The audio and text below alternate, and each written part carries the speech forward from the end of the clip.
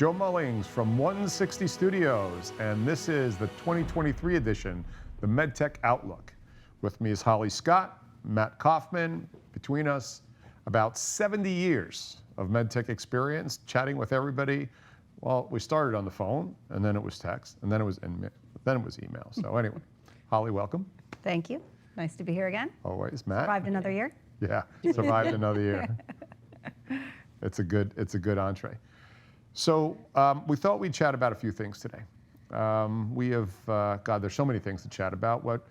A few things in particular. So the first one really is going to be the spin-offs and divestitures taking place in the medtech industry today. Then the changing centers of care, and then access to capital, and then finally what that means to the individuals in the marketplace. And we'll try and wrap that up in a pithy 40 minutes or so. But Holly, I'm going to toss it to you. You bring us out of the gate. Okay, so if we haven't had our head in the sand in the last 30 days or so, we've seen a lot of organizations making major moves in terms of divestitures and spin-outs, and the intention, as we keep hearing the consistent message, is to consolidate resources and make things more efficient and operate at a better return. And that's the big question that we're being asked, is what does this mean for me? What does this mean for us? Of course, some roles are being impacted, some people are being impacted. So it's pretty interesting, that dynamic. And that can have some positive and negative consequences, big picture. Certainly understand and sensitive to why they're making the decisions. So, you know, that's where we should start, right? That's a good spot. Matt, your thoughts on that?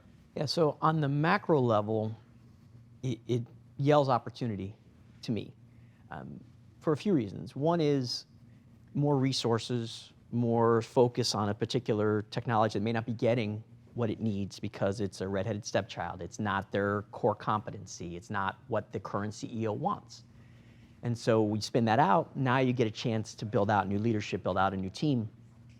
The other thing that it does is it also creates different opportunities because the market now has more potential individuals that are looking for new jobs. Because when you get spun out, you kind of have a choice. I'm going to stay or I'm going to go. And if you go, that means for folks like us, there's a bigger talent pool. So I think when you look at it from a worldwide type of phenomenon, it's a plus across the board. The only negative is at the micro level. When someone gets caught up in a redundancy or someone gets caught up in something personal, then obviously it affects them 100%. But the rest of it, I think, is a positive. I think that it was a good idea for some of these larger companies to shed some of the things that's just not what they're interested in doing. And that's a really good call out on the macro and the micro perspective. Macro, I would tend to agree 100%. So you've got GE, you've got 3M, Baxter just announced it, certainly J&J, Medtronic, and we have taken so many calls over the years where you've heard complaints about, well, this division's making tons of money and it's siphoning away some of us to keep this, which should not even be in our portfolio any longer, right? But it's pulling away from our opportunity to double down on technology. So that's a good thing. I also like it for the public markets.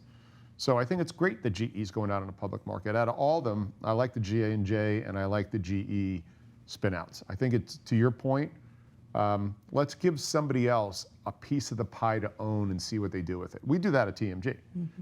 Because otherwise you have this ossified leadership at the top, and they can only keep their eyes on so many things and so many balls in the air at one point in time. And there's so much talent that's at that third and second tier that deserves a shot on goal. And so now let's give somebody something else to own. Let's let the merits speak for itself, what happens, and from the talent perspective. And then also let's spin off properties that we really shouldn't even have anymore and put it out in the market for another organization whose core competency might actually grow that and create jobs and create revenue and create better products ultimately for the patient. So all in all, I think that this is a critical, positive outlook for the marketplace. And you're right, though, there are going to be some people who get caught up. Because whenever there's a shift, there's always a new dance card. And you either got a new Dutch uncle on the new play or you don't. Or if your Dutch uncle goes out on the spin out and you're stuck here, then what? So it'll be interesting to watch, but I think incredibly healthy for the organizations that did that and the market in general. One thing about the micro piece that I should mention, because it just happened yesterday, there's a certain value to sticking around. some people, you get caught up in that feeling of some people are leaving. I should go before I get caught up in a riff. I should start looking at other opportunities before you even give it a chance to settle. And I had 2 conversations in the last 2 days where people who stayed wound up getting promoted, getting significant additional responsibility, raises, compensation, stock, all because they decided to stick around. And I will tell you this, in both scenarios, it was not positive when it first went down, but they stuck it out. And so don't be so quick to jump. Let it see what happens. It's not going to make a difference for those couple of months that you let it see how it works out, because it may work out great for that person just by, I mean, think about it for us. We've been sticking this out for 70 years. There were some lean years, but we never stopped. And I really think that that's something to consider. Don't get caught up in the hype of everyone needs to move because you've had some kind of a divestiture. Doesn't necessarily mean you should leave. I think don't get caught up in the hype is the major theme for this entire conversation, because what's happening around us doesn't necessarily have to impact the individual in the way of which some expect it to. And like you said, I've had scenarios in the last few weeks where individuals who have either been part of a spinoff, in this case in particular, they were promoted and they're saying, wow, I've got more resources than I had before. And you would have thought the opposite. And then I've had others that have said, you know what, need something different. They're still not what I was looking for. And, you know, so there really has to be that individuality when it comes to these changes in the market. And the other big piece to this that I would remind people is that this is a trend, okay? The spin-outs, divestitures is a trend. And then at some point in the future again, what will we see? Oh, we want to consolidate and make and maximize efficiencies. Let's roll everything up again. So keep an eye on the ball for you in particular, and look at all the data outside and make sure that you make your own decision as it relates to that. And that's a great point, is we've seen this cycle in and cycle out so many times. And the large corporates work from the same playbook. Respectfully, a lot of lemming-like thoughts. Let's see how it goes for these 4, these 5. And we call that, you know, probably mid-year, third quarter, and you're starting to see more and more of that happen. But look, I like the investments back into the new properties. I like the career opportunities for people. And I like public markets probably having a Darwinian decision-making process on whether or not that entity. I say again, the 2 winners before we move on is going to be GE, no doubt about that. And if J&J is allowed to clearly operate independently in certain areas on that Medtech, health tech platform, I like things for them. I like the acquisition of Abiomed. I like it rolling into Biosense Webster. I ultimately think this year they're going to buy a structural heart company that is a leader in that valve space. And I think you're going to start to see that all rolled up, and there's going to become such critical mass that it will be very hard for the true corporate parent, even though it's a separately traded company, to have too much of a pharmaceutical consumer mindset over influencing medtech. So second subject, changing centers of care. We have seen that quite a bit. You know, Matt, especially, you lead a large part of our commercial efforts, and that call point on the sales side probably will be very interesting. What are your thoughts on these changing centers of care? It's been dramatic. The numbers, the last thing I looked up was they're estimating $58 billion by 2030. And you know, when you sit back and think of those numbers, sales is the only way they get there, right? They have to find a way to build those relationships. They have to find a way to change their sales process, because obviously it's a totally different route to go. The good news is it seems like there's less obstacles. It seems like it's more linear. It's smaller. And so there's easier. We're going to have to see how it all shakes out, because CMS has a significant impact on which procedures are going to be covered. And so that's important. The good news is the reimbursement seems to increase in parallel with the hospitals. So that part's good. It should counter each other. So I think that long term, these centers are going to become as prominent as the hospital growth, if not more. If you notice, a lot of the companies, the hospital companies, are either partnering or buying these things as well. So you may have some crossover where you're a hospital sales rep and now you're an ACS sales rep in the same client.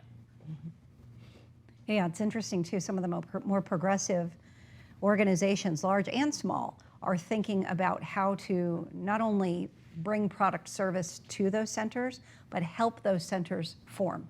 So I know Boston Scientific has a specific dedicated effort to, oh, you want to create an ASC around your XYZ procedure? This is how we can do this. I have a young company that has framed that into their model because they know that between moving the heart failure patient into more of an outpatient center, they know that that is so imperative to their value-based care equation, which is where it's all also going to lie, that becomes critically important. So there's no question, I don't think anyone's arguing, that the movement away from the classic hospital setting is changing, whether it's ASC and even going into home health and getting out of that standard archaic mindset and structure is where the market is headed. So the organizations and the products and services that are there to create effective solutions within the existing clinical workflow. We can't go in and make it harder for them. We got to make it easier for practitioners. They're riddled with enough challenges. But if we can go in as a solution and as a partner, I'm seeing some good traction there. Mm. On the ASC model, it's really interesting. So there's a couple things to consider on that.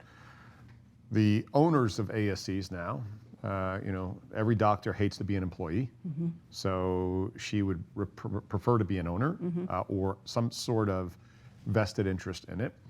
It's private equity coming in to this now. And so what's private equity good at? Private equity is really good at stacking the top 5 expenses in a business and then setting their Wharton and Harvard and UPenn MBAs after that and whittle those expenses down.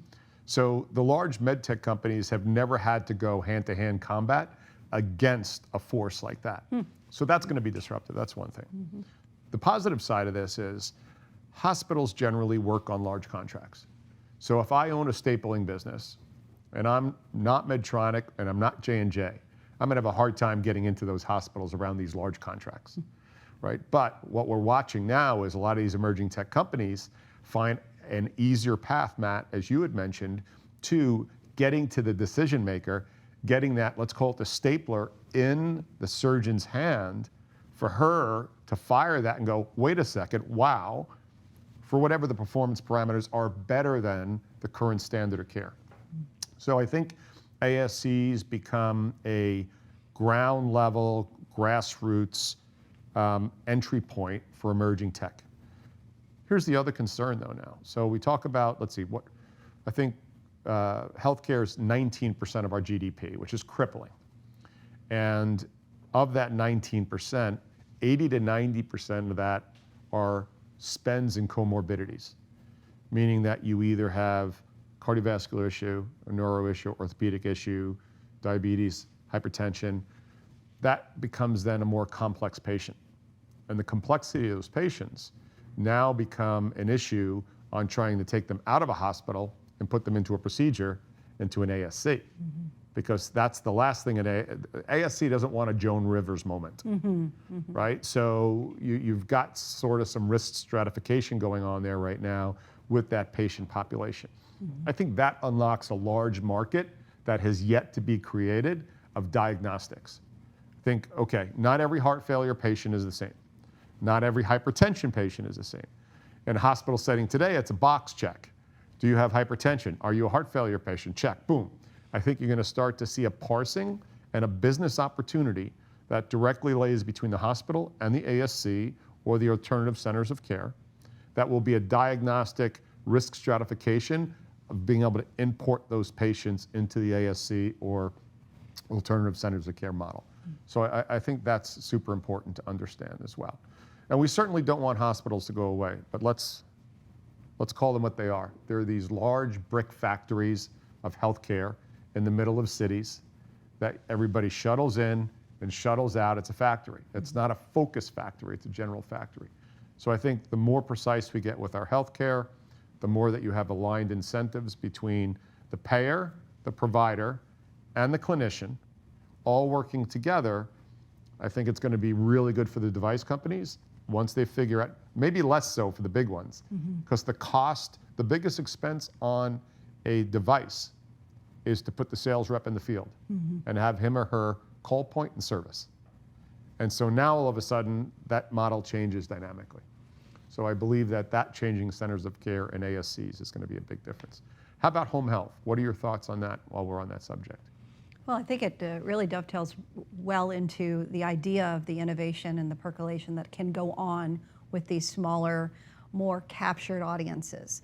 You know, you hit on a great point with clinicians and their ability to control in an ASC and what they can do and what they can actually do without, you know, Big Brother watching is much more free and much more fluid. So the organizations that are focused on these alternative centers of care, as well as home health and areas that can give the clinician and the patient more control outside of someone else's purview, will have opportunity if they can make sure that they stay close to value and the reimbursement strategy, and they can stay close to the workflow. Because where I've seen challenges in the last few years is those who have had the product and then gone out and tried to find the market versus the other way around, which is really can be problematic, especially now as things are changing so quickly. I think the demographic is what's going to affect it. It's the amount of information that's out there now. When we were young, there was no internet. There was no way to get access to how do I do this. But now, even my parents can understand how, because my dad's diabetic, how they can get access to information about his blood sugar level, and they can understand how to contact people through a portal. It's so different now. Take Outset Medical. They've been steering towards home health for a while, and they're almost there. And having dialysis at home changes that person's life completely, but it's because there's an ease of use, it's much smaller and portable device, they have access to all the information of how to use it. There's no more, I don't know what to do, it's right here. Mm-hmm. Google allows you information for everything. So home healthcare market is going to, I think, be affected by all of that, especially because as people live longer, they want to live better. They don't want to just be 90. They want to be 90 and going on vacation. And so having these home healthcare opportunities are going to change the way that they live when they're past 70. I mean, I think it's going to be an amazing change over the next 10 to 20 years because we're all going to be having a longer life expectancy, and it's going to be because of this home healthcare. Home healthcare, I think, is an enormous unlock, and you both nailed it. Reimbursement, the right patient population first. Let's go after the right. Again, going back to the stats earlier, 19% of our GDP, healthcare. 80 to 90% of that 19%, chronic disease. Mm-hmm. That can be treated at home. Look, I was diagnosed with heart failure in 2014. Up until last week, I had to drive to Miami for my appointments with my heart failure doctor, Dr. Shapiro. Hi, Sandra. For the first time last week, for a new script, she called me up on my mobile. That's to me, that's home health. That's mm-hmm. alternative site of care. Mm-hmm. We chatted. She asked how I was doing. She said, "You getting your bloods? Great." Boom. Got her bill in the mail. Mm-hmm. So she's not losing her billing. Mm-hmm. She's going to be happy about that. And she sees more patients that way. Mm-hmm. Now, if we're talking about chronic care, these people typically are above 65 years old. Mm-hmm. They sometimes don't have access to transportation. So what happens? Their condition gets worse and worse and worse. So the enablement of low-cost, high-fidelity sensor technology is coming about very rapidly. Mm-hmm. To Matt's point, we're not only treating, at this point, sort of episodic point of care, but how about preventive and maintenance and maintaining a baseline for them with, again, sensors monitoring, genetic testing, what we're predisposed for, and staying ahead of those triggers. I think that's an enormous market that's coming to the industry. Low-cost sensor, high-fidelity signal, empowerment of telehealth, reimbursement now following on it, a patient population that's just waiting for their lives to become better. That's an enormous business moving forward. Mm-hmm. And I think the regulatory pathways, you mentioned Outset to me. I know the things that Outset had to go through in order to make sure that a patient did not kill themselves was, in a dialysis situation, was an early entrant into that. And so some of these that are life-sustaining will have a higher regulatory bar. Others that are pure monitoring and adding high value and a signal to the caregiver that allows doctors to do what they want to do, give care, is an enormous market for everybody. Mm-hmm.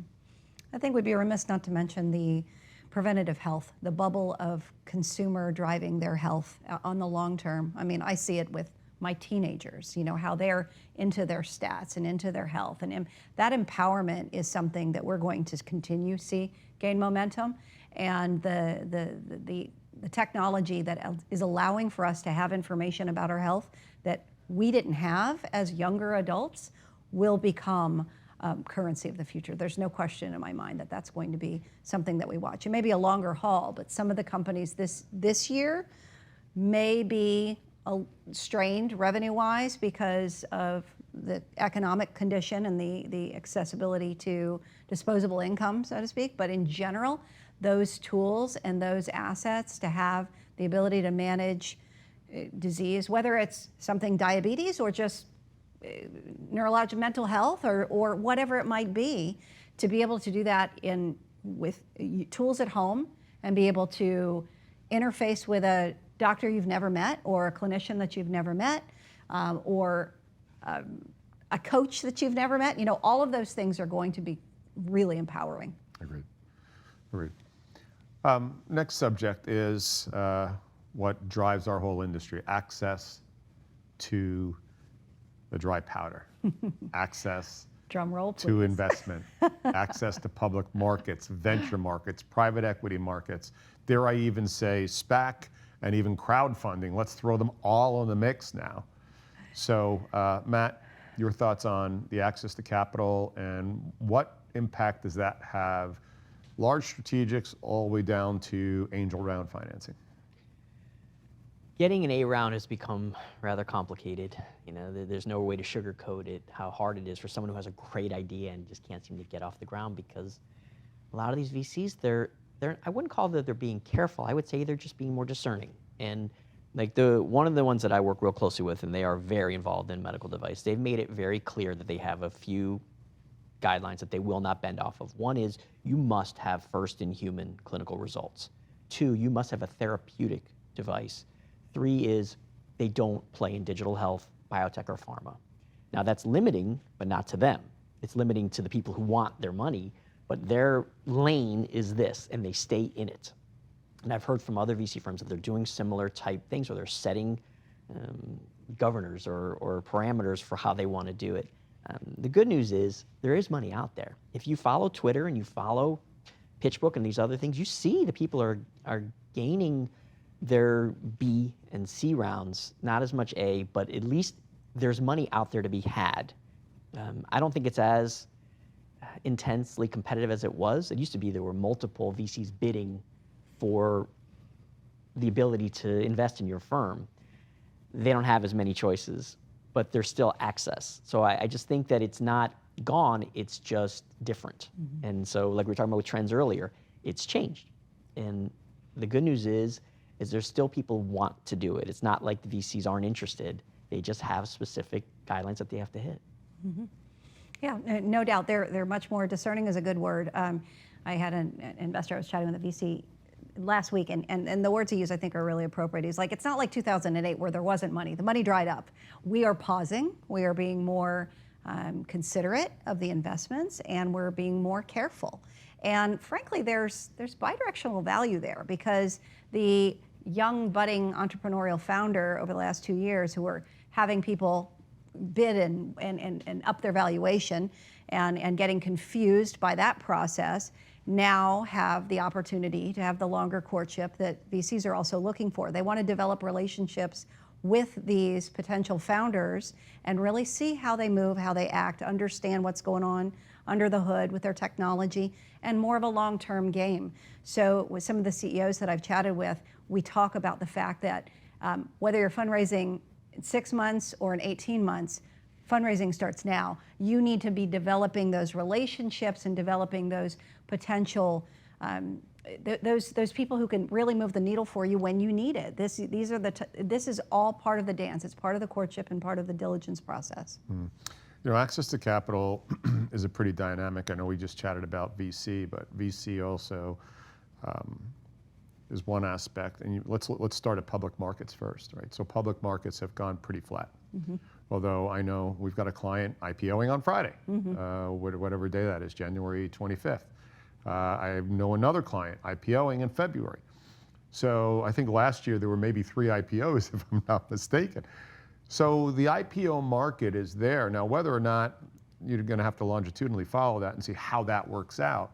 But one of them, I think, is looking at about 180 to 220 million raised, which is great, enough seed capital. Public markets are also important because they've priced themselves appropriately. You touched on earlier about venture capital and valuations. The valuations, in my opinion, I think nearly every company that's going out for a follow-up round right now need to be at best, unless they're really unique in their structure, a flat or down round. And we've got to get investors, get their head wrapped around that. New investors, the entrepreneurs who started the company, get their head wrapped around it was an overvalued market. Why? First of all, it was frothy. Second, 19, 20, 21, 22 was a very unique socioeconomic, pandemic-driven world. And some of the decision-making was faulty, but we made it with the data we had. And people were looking to invest. Dry powder was there. New entrants into health tech, medtech came because of digital. They were uneducated in medtech. They didn't understand the rigor of the FDA. They really didn't understand the difference between a technology that's cool and one that immediately adds value, saves a clinician time, doesn't disrupt the workflow, high adoption, ongoing utilization. And so that new money came in. There was no baseline for a lot of decision making, and a large part of that market got burned because digital's still coming, but on a much longer horizon than anybody hoped for or planned for. So those people left the market. Those statistics get into the less than optimal outcomes, and it's got people a little hesitant. Matt, you're right. 20, 21, 22, the fish were jumping in the boat. 23, probably 24, the fish are in the sea. You've got to throw the right line in, have the right technology, the right approach, and go to the venture capitalists who were previously operators. Unfortunately, over the last couple of years, a lot of the VCs have been these newly minted people with these fancy MBAs who have never started a company, have never built a company, have never sat in a regulatory, clinical, first in human, manufacturing, offshoring, prototype, supply chain, contract management meetings to understand those are the devils in the details. That's a great point because in the same chatting with the VC that I was chatting with, they're doubling down on their current portfolio. They're going in and they're helping their companies. They want to add value wherever they can so that the organizations that they have money into are going to do well. And if you have organization, you have backing with these operators that understand and have been through it, you're that much more armed for this street fight. That's right. And then let's talk about the SPAC market too. So the SPAC market was 20, 21, 22. A lot of us were like, glad to see the money here. But a majority of the SPACs have cashed out because they could not find a solid enough investment, a solid enough leadership team within that period of time that's required by the SEC. So those investments came in, people put those investments into play, looked, shopped, could not find vehicles. There's a couple that came out. We'll see what happens with them. A couple big robotic plays, a couple other diagnostic plays. But I think that SPAC had its moment in time, and it's no longer a legit vehicle as we know it today. So that was harmful to a certain extent, but I think it was. I'm like Warren Buffett. We have 3 investment theses. It's either yes, no, or too complicated for me to understand, right? And so when you couldn't quite understand how that worked, and the investors couldn't understand how it worked, and you didn't quite understand how you got your money, and how could I take a not ready for prime time management team and roll them into a public company? I mean, or we don't roll them in, we replace the entire management team, and what does that do to the dynamics of the company? So good intentions, but I think a lot of faults in the thesis on that one, on the economic side. And I think the OEM, I mean, the large strategics are going to have a field day over the next couple of years because public markets are tight, venture money is tight, I think you're going to start to see some off-balance sheet investing of the large strategics on certain companies, join these partnerships so they don't take the beating on the off-balance sheet investment. And they'll be able to pick up technologies and everybody wins on that. You might not get your 4x return, sorry venture, but nonetheless, it's good for the patient. It's good for it's good for the health of the industry overall. Yeah. It's a cycle. So last subject, what does all this mean to the individual? Right? We talked about a bunch of things today. Whatever was on those three, let's chat. If I'm an individual right now, think about my career, what should I be keeping my eye on? The first thing that jumps to mind is focus, because whether you're a CEO looking to gain investment, looking to protect your company, looking to ride out the storm, focus, clear focus. Make sure that you have that locked and loaded. And as an individual at any level, the focus is the same. So we add value every day, we're paid to add value. Whether that's short or long term, make it a combination. What am I doing today that's going to immediately help our business? And what am I going to do 3 years from now that's going to follow the trends in the market, where investment's going and where market sentiment intersects? Those are where opportunities lie. So I would stay mindful of those pieces as you're moving forward here into 2023. When I coach kids, particularly in baseball, the first rule of thumb is your first step is no step. And the overreaction that happens on both sides, with the corporations and with the individuals, is this need to do something. And we were talking about it earlier in this conversation, which is just sit tight for a second, let it settle and see. Maybe you won't have as much attrition as you expect. Maybe everyone won't leave as much as you expect. Maybe staying is the best thing for you. Maybe as a corporation, just sitting tight with the team that you have. You don't have to clean house. If it's a new CEO, just hang on a second. Sometimes they come in and I want to replace my whole team with my team that I know from the past. I'm like, well, wait a second, why don't you see what you have? You know, that's the first thing that I would say. The second thing is pick your head up. Start returning phone calls, whether it's recruiters or it's people that you've known who are now at a startup that you heard's doing well. Grab lunch, grab a beer, do something with them. Get yourself more visible and be more vocal. LinkedIn is a fantastic tool for this. It's so easy to send an invite or to send a note if you're already connected.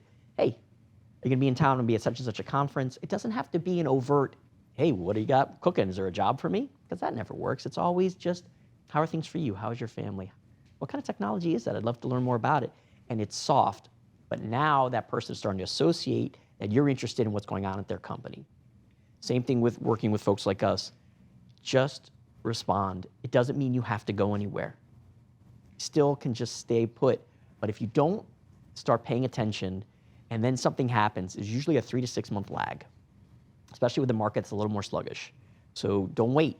Start rebuilding those relationships. As soon as you see that things are starting to feel a little uncomfortable, get on the phone, get on LinkedIn.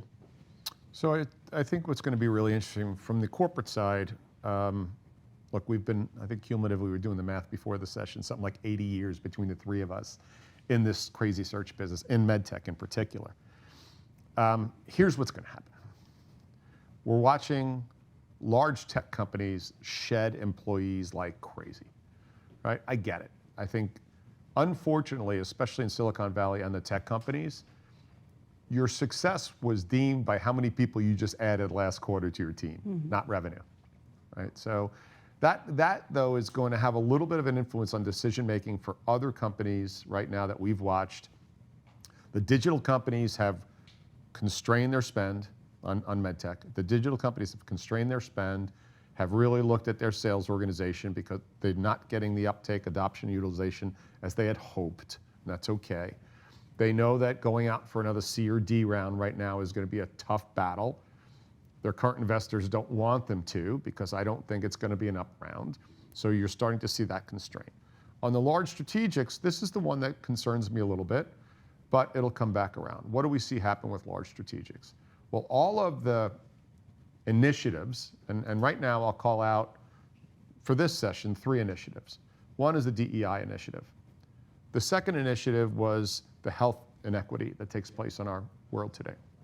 And then the last one is, finally, some organizations were getting their arms around using social platforms, in particular LinkedIn, Instagram, to build a hiring career, who will you become narrative at their organizations. Expect all three of those to get their knees taken out from underneath them. Because we've seen that over the years. What's the first thing that gets cut? Marketing, right? What's the first thing that gets cut? Everything that has not been appropriately harmonized to tie into P&L. And I think sometimes the DE&I initiative at times has an ideological over-index on it. The intentions are good, but they're not looked at how do we harmonize this into principles that lead directly to P&L. We see the same thing with social platforms on the marketing side. We say, like, I don't understand what the ROI is on this, on the social stuff. I don't understand it.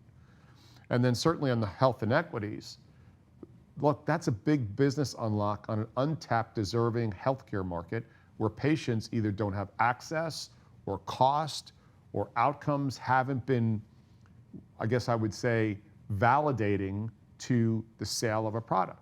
But there's a responsibility there, social responsibility. I think those resources that were appropriately designated to those three initiatives are going to be constrained and reduced dramatically. So if you're in that from a career perspective, to Matt's point, be patient. Don't panic. It's going to come back around. And I also think for DE&I, we need that initiative. And we need it to be harmonized for good business. Health economics, same thing, harmonize it for business. And the social strategy, which will be the toughest to come back, and it'll be the last one back, if you're in that business, stay alive in it. Look for another alternative. The nice thing about social and marketing relative to social is you can leave the Medtech category and you can come back in. But you can sharpen your skills in another category. Mm-hmm. So that's what I'm seeing about those three there. We should also note what we're seeing in terms of percolating in the workplace and in the environment. And we talk about trends and how to proactively go about it this year. And as we're driving our career forward, the last few years, the candidate and the individual has been able to really call many shots in terms of what they wanted. You know, we had the big great resignation, we had the quiet quitting, we had all of these labeled times, right? And now we're in a time where, and we called it last year, where the brave and those on the forefront are going to do what others aren't doing. So it's not about being one place or another. It's about commitment to cause and ensure that there's unity amongst you and the leadership and the vision of the organization. And that can take many shapes. We're seeing remote work. We're seeing back to office work. It's a matter of making sure that what you are there and expected to do, that you rise to the occasion and be prepared to do more of that. Because look, we make medical products, we make products, we make services. We have to be together to do these things. And we are seeing some of the loss of individuals who have been apart from an organization that was some together and others were remote. Yeah, I mean, there is a distinct request, some a little rougher than others, about people, and you've read in the news, some of the corporations, they want their people back in the office and they don't want to discuss it. It's just a mandate. Mm-hmm. And I don't know how that's going to play, but there is a group that has been in our industry, somewhat of it is demographically driven, that's all they've known. They've only worked from home. I would say that the majority of my clients, if they hire somebody local, they expect you in the office at least half the week, if not more. So I'm not saying not to dig your heels in if you feel strongly about it, but just understand that you're limiting yourself on opportunities by saying I'm not coming into the office at all if I live in town. Obviously, if you live in another state, I think those remote positions will stay stable.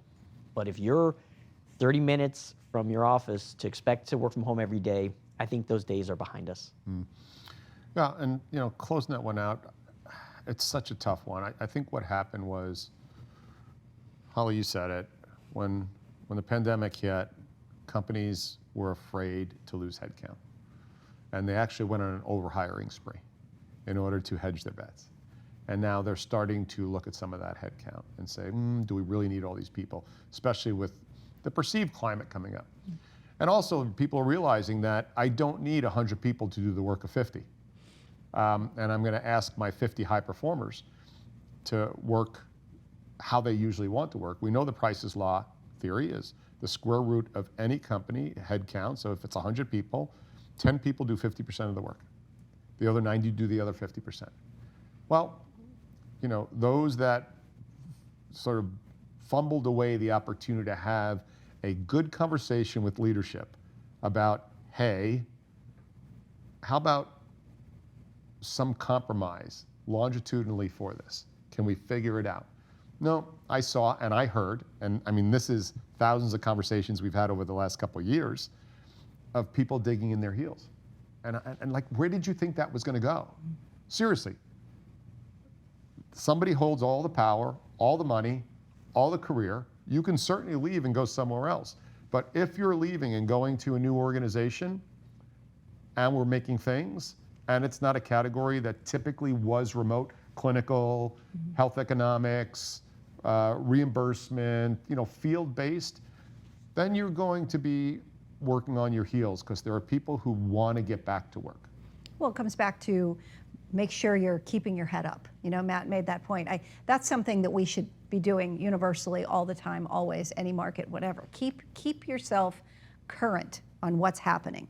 And if you're ignoring the current, that there's a balancing going on, then you're going to miss the opportunity. The individuals who are going to be on their heels are the ones who got ridiculous increases over the last 2 years, have big fat salaries or titles, and they're not allowing their ego to let them to stay in the game. You know, there are C-suite opportunities that are no longer there, and do you sit out and wait 9 to 12 months for another C-suite opportunity, or do you go in as the best VP that you've ever and give it your all? You know, there's something to be said for. We have to assume that the times are, we have to ride them. We can't dictate what's in front of us. We have to really present the value that the market's going to adopt. And we are in a bit of a balancing now. So the fat salaries are going to be adjusted. Just like valuations of companies are lower, so are comps. Comps are not. We're not going to expect big increases for 2023, if at all. If at all. And growth doesn't mean bigger title or bigger money. Growth means continuing to do and add value and learn and be marketable, because we never know where things are going to end up from here. But we do know that there's a cycle. And if you stay ahead of it and you stay proactive, it gives you better ammunition to deal with it. Agreed. Kind of ironic. It was a competitive advantage with corporations allowing people to work from home 100% of the time. And they were able to bring in all these people who wanted it. Now it's flipped. It becomes a competitive advantage for the individual to say, hey, I'm willing to come into the office every day. And I'm thinking, and this is just my anecdotal conversations over the last few months, if you've got equivalent individuals for a job and they're both talented and one's willing to come in 5 days a week and one's not, I think we know how that's going to end if you're local. So it's just interesting how that flipped within a year, and it's become prevalent now. And so consider that when you're going on an interview and you're ready to dig in on that, the person after you may be saying just the opposite. Yeah. And then in closing, I think the category that is making the biggest mistake, that is insisting on it the most, is the 1 to 5 year people. You just don't know what you don't know. Well, that's what. I mean, you're losing the mentoring, you're losing the coaching. You think you want to work from home, you don't even understand the dynamics you're missing out on in between the seams. So I find my 15-year plus people, a couple here and there are, and candidly, they're not even hireable as an A player for our clients, right? And I'll get flashback on this, but if you're somebody who's got 15 years into your career and you're now deciding that you only want to go in 1 or 2 days a week because you got to do that treat for the last 2 years, you were never a franchise player anyway. I will say that straight up. And shame on you for making a demand and then getting pissed at a company that says, you know what, why don't you go make believe you're going to work somewhere else? Because it's not going to be here. And I think we're going to start to see a lot more sobering. We're seeing it already coming into the marketplace. For the workforce. So I appreciate you saying that for the younger folks, because I just don't think they are willing to hear that. This is all they've known.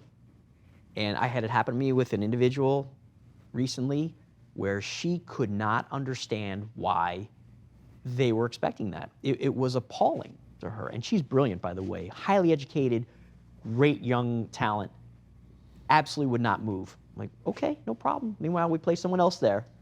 And I didn't know what else to say. Just could not believe that I was asking her to do that. Yep. And one thing, we'll finish with this because we have a great friend of the firm, great entrepreneur, ophthalmology, startup guy. He has transacted many companies. We're on the phone yesterday.